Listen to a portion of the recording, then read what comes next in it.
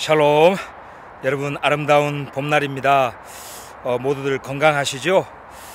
하나님이 창조하신 이 아름다운 계절에 주님의 샬롬으로 충만하시기를 기도합니다. 여러분, 이제 며칠 후면 이스라엘에는 페삭 6월절이 됩니다. 또 우리 크리스찬들은 다음 주일을 이제 부활주일로 섬기잖아요. 자, 우리 요한복음에 보면 이 6월절이 가까운지라 이러면서 딱 이 시기에 벌어졌던 놀라운 사건을 기록하고 있죠. 바로 오병이어의 사건입니다. 요한복음은 이 오병이어의 사건을 얘기하면서 6월절이 가까웠던 시기다라고 특별히 그 부분을 기록하고 있습니다. 그리고 이것은 이 놀라운 표적이다라고 말을 합니다. 마태, 마가, 누가, 요한 다 기록을 하고 있지만 요한만이 강조하고 있는 이 6월절과 그리고 이 표적, 이거는 왜 기록이 되었을까요? 여러분, 사도 요한이 오병이어의 사건을 기록을 하면서 저와 여러분에게 정말 나타내고 싶은 그런 메시지가 있다라는 거예요. 저는 이번에 이 말씀을 묵상하면서 놀라운 것을 깨닫고 얼마나 많은 은혜를 받았는지 모릅니다. 바로 이 사건 안에 이스라엘과 맺은 하나님의 놀라운 언약, 그것이 보이더라고요. 그리고 그 언약 속으로 들어올 저와 여러분, 우리 이방인을 향한 주님의 사랑이 또한 나타나 있더라고요. 자, 여러분, 제가 갈릴리 바다는 못 가고 자, 한강변에 이렇게 나왔습니다. 자, 이 뒤에 보이는 이제 한강을 갈릴리 바다라고 생각하시고 그리고 이제 해가 연이어 지금 지고 있잖아요. 아마 요 정도 시점이 되었을 것 같습니다. 수많은 무리가 주님을 따라왔죠. 갈릴리 바다가 보이는 이 언덕에서 이제 집으로 이제 돌아가야 되는데 다들 배가 고픈 거죠. 굶주린 상태에서 돌아가다가 쓰러지는 사람도 있을 수 있겠다. 우리 예수님이 당신의 언약 백성, 유대인의 왕으로서 당신의 백성인 저 유대인들을 긍휼히 여기셨어요. 그러면서 놀라운 오병이어의 기적으로 그들을 먹이셨죠. 자, 그런데 요한복음이 놀랍게 기록하고 있는 것이 있습니다. 자, 그들을 먼저 배불리 먹이셨어요.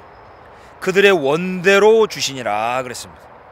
다시 말하면 당신의 백성을 배부르게 다 먹이신 다음에 주님이 뭐라 하셨냐면 절대로 남기지 마라, 버리지 마라 그랬어요. 남았다고 쓰레기통에 던지지 말라는 거예요. 여러분, 예수님이 왜 그러셨을까요? 자, 다 먹고 난 다음에 걷어가지고 바구니에 담아봤더니 세상에 12바구니가 꽉 찼다라는 거예요. 정확하게 12바구니. 이야 뭐 10바구니도 아니고 뭐 21바구니도 아니고 뭐 9바구니 하고 또 한 나머지 뭐 한 3분의 2 9.25바구니 뭐 이런 것도 아니에요. 남은 조각을 다 거두어 보니까 정확하게 12바구니가 찼더라. 여러분, 이건 무엇을 말할까요? 저는 이 말씀을 묵상하는데 보리떡 5개와 물고기 2마리로 5,000명 이상을 먹인 것도 기적이지만 그들이 다 배불리 먹고 남은 것을 다 거두어 봤더니 정확하게 12바구니가 꽉 찼다. 이것은 더 큰 기적이라고 생각해요. 그죠? 여러분, 이게 우연일까요? 사도 요한은 지금 무엇을 나타내고 싶은 걸까요? 저는 우리 예수님이 왜 그 남은 조각을 절대로 버리지 말아라고 하셨는지 이제는 알겠어요. 주님의 마음 속에는 당신의 이 언약 백성 외에 언약 밖에 있는 우리 이방인들도 품고 계셨던 거예요. 요한복음에 보면 이 우리에 들지 아니한 다른 양들이 있어 내가 그들도 인도하여 드릴 터이니, 이런 본문이 있습니다. 우리 예수님의 마음은 당신의 언약 백성들을 위하여 자기의 살과 피를 다 줄 거예요. 이제 6월절이 되면, 그죠? 십자가에서 죽으시고 바로 새 언약의 피를 흘리실 거예요. 새 언약은 저 이스라엘과 유다 집과 맺은 언약이에요. 예레미야 31장에 의하면. 이방인이 아니에요. 그래서 이 당신의 백성을 죄를 사해 주기 위하여 당신의 그 생명을 줄 바로 그 십자가를, 그 유월절 어린 양의 피를 우리 주님은 아셨던 거죠. 그래서 그 오병이어의 그 기적은 바로 생명의 떡을 말해요. 언약 백성에게 줄 생명인데, 당신의 언약 백성뿐만 아니고 언약 밖에 있는 우리 이방인, 우리 크리스찬들까지 다 줄 거기 때문에 그 남은 것을 절대로 버리지 마라. 너희들에게 먼저 충만히 임하고 그 다음에 그 남은 것은 딱 거두어라. 그것은 이 언약 안으로 들어올 이방인들 거다. 우리 주님은 그것을 마음에 품고 있으셨던 것 같아요. 그래서 사도 바울은 이방인의 충만함이라는 표현을 쓰죠. 여러분, 저는 이 12바구니가 꽉 찼다라는 것은 이방인의 충만함을 말한다고 생각해요. 이스라엘의 이 남은 12지파 안으로 들어와, 그죠? 하나님의 언약 백성이 될 그 이방인의 충만함을 상징적으로 보여준다고 볼 수 있습니다. 그러니 복음은 첫째는 유대인에게요. 생명의 떡은 먼저는 유대인들에게 먹이시는 거예요. 그게 주님의 마음이에요. 그들이 원대로 먹어요. 그들이 배불리 먹어야 돼요. 그 다음에 남은 것으로 우리 이방인에게 또 줘서 우리 이방인들도 이 12바구니 안에, 12지파 안에 충만히 들어오게 되는 거예요. 이런 놀라운 세계 복음화에 그 비전을 바라보시고 우리 주님이 남은 조각을 절대로 버리지 마라 라고 하신 게 아닌가 생각이 듭니다. 그래서 여러분, 우리 이방인 교회가 어떻게 하면 복을 받습니까? 우리 이방인 교회가 어떻게 하면 부흥할 수 있을까요? 어떻게 하면 이방인의 충만함이 찰 수 있을까요? 물론 미전도 종족 선교와 또 도시 선교, 불신자들을 향한 여러 가지 사역을 해야 되죠. 자, 그런데 여러분, 성경이 말하는 그런 전략이 있다고요. 성경이 말하는 열방의 부흥, 이방인의 충만함의 전술이 있다고요. 그건 바로 이스라엘을 통해서 가능하다는 거예요. 이스라엘이 먼저 배불리 먹어야 돼요. 이스라엘이 먼저 원대로 받아야 돼요. 그 다음에 남는 것이 우리에게 임하는 거예요. 그때 이방인이 복을 받는 거예요. 자, 여러분, 이것을 어떤 원리로 제가 설명드릴 수 있냐면, 자, 실험을 한번 해볼게요. 자, 자, 이렇게 딱 일단 보시죠. 자, 여러분, 제가 한번 실험을 해볼게요. 자, 여러분, 하나님께서는 자, 이 컵을 이스라엘이라고 합시다. 온 열방 중에 이 작은 나라, 자, 이 컵, 이 이스라엘입니다. 이스라엘. 자, 이스라엘과 온 열방 민족, 우리 한국, 뭐 미국, 유럽, 아시아. 근데 하나님이 온 열방 민족에게 복음으로 충만하게 하고 하나님의 또 복을 주시고 그렇게 하고 싶으셔요. 이스라엘뿐만 아니고 온 열방 민족도 복을 주기 원하시는데, 하나님이 다이렉트로 열방 민족에게 이렇게 막 복을 주지 않는다는 거예요. 하나님이 막 이렇게 열방에게 직접 복을 주시고 복음으로 충만하게 하시고 세계 선교가 막 해가지고 세계 복음 이렇게 하지 않으신다는 거예요. 순서가 있다라는 거예요. 하나님이 아브라함을 부르시고 온 열방 민족이 네 안에서 복을 받을 것이다. 다시 말하면 네 안에 먼저 복이 충만히 임해야, 즉 저 갈릴리 바다의 유대 백성들이, 그리스도의 백성들이 원대로 먹고 배불리 먹고 남은 것이 12바구니 차는 거예요. 남은 것이 우리 이방인에게 흘러가는 거예요. 그래서 하나님이 열방 민족을 복을 주실 때는 이런 식으로 주세요. 이스라엘에게 복을 주세요. 이스라엘을 계속 축복하세요. 보세요. 이스라엘에게 계속 복을 주셔서 막 차고 넘치는 거예요. 이스라엘이 충만할 때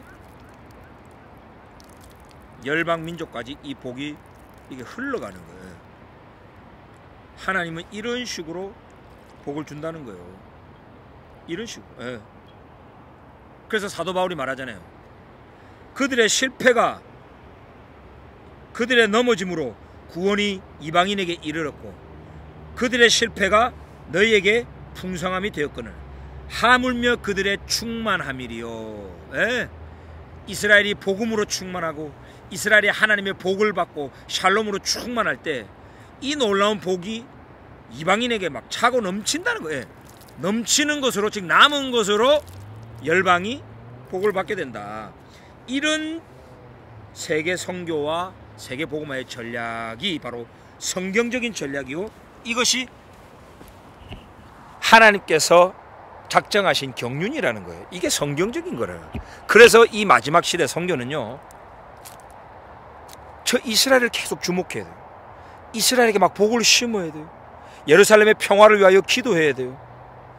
유대인들을 정말 사랑하고 축복해야 돼요. 이스라엘 편에 서야 돼요. 이스라엘이 하나님의 복으로 충만할 때 그것이 넘쳐서 넘쳐 흘러나오는 것이 열방에까지 임한다.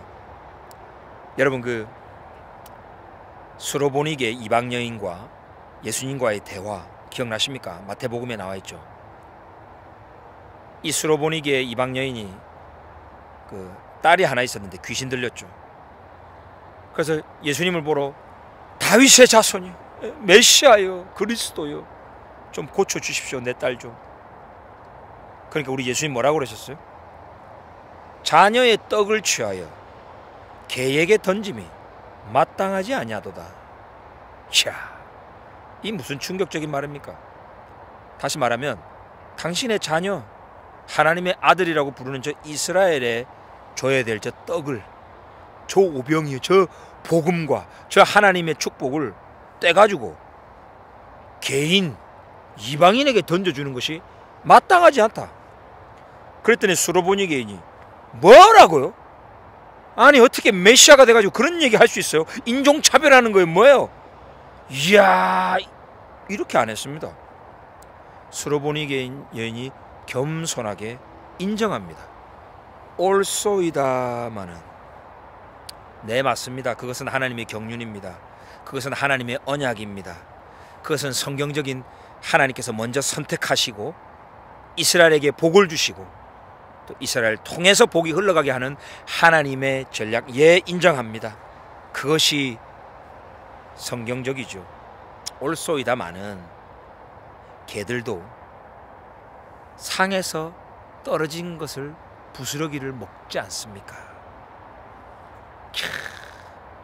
다시 말하면 자녀가 다 먹고 남은 그 부스러기 떨어지면 그거 우리 이방인에게 주는 거 아닙니까?